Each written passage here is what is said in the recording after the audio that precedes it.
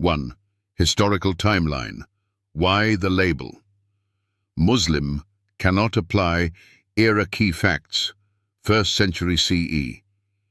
Jesus, Yeshua, is born in Bethlehem, circumcised on the 8th day, Luke 2:21. He worships in synagogues, Luke 4:16. Teaches that salvation is from the Jews, John chapter 4:22. And affirms the Mosaic law, Matthew chapter 5:17. 632 CE. Muhammad receives the Qur'an in Arabia more than 600 years later. Islam, as an organized faith with the Shahada, the 5 pillars, and the Qur'an itself, begins in this period, Q33-40, Seal of the Prophets. Conclusion. By every mainstream scholarly reckoning, the institutional religion of Islam did not exist while Jesus walked the earth. Therefore, calling him a Muslim in the formal post-7th century sense is anachronistic. 2. Scriptural proof of Jesus' Jewish identity. Genealogical records. Matthew 1:1-17, Luke 3:23-38. Covenant sign, circumcision on the 8th day, Luke 2:21. Synagogue worship, Luke 4:16, Mark chapter 1:21.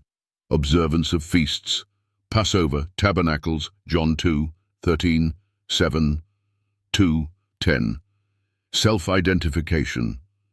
We must celebrate Passover, as it is written, Luke chapter 22:7-15.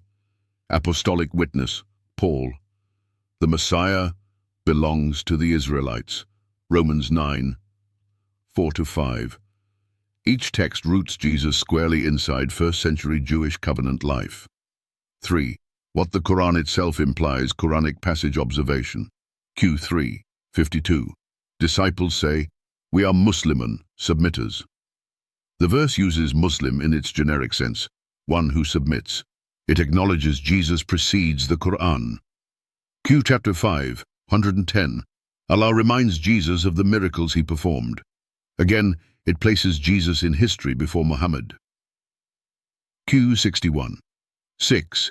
Jesus foretells a messenger to come after me, named Ahmad, Muhammad. Islam concedes Jesus speaks about a future prophet, proving Islam's advent is later. Q33:40.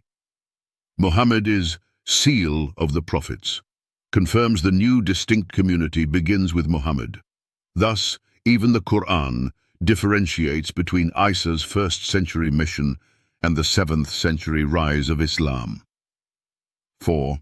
Clarifying the word Muslim generic sense. Any human who submits to God's will. In that loose definition, Abraham, Moses, or any prophet could be called Muslim in lowercase. Formal sense, a follower of the Qur'an and the Prophet Muhammad, practicing the 5 pillars, reciting the Shahada, etc. Your subscriber's claim quietly shifts from definition to definition without evidence.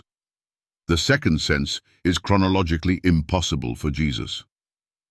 5. Respectful challenge. Show us one primary source document from the 1st century, Jewish, Roman, Christian, or Islamic, that records Jesus reciting the Shahada, observing Ramadan, or teaching the 5 pillars. Absent that evidence, the historical record stands: Jesus was a Torah-observant Jew, not a 7th century Muslim. 6. Visual aid.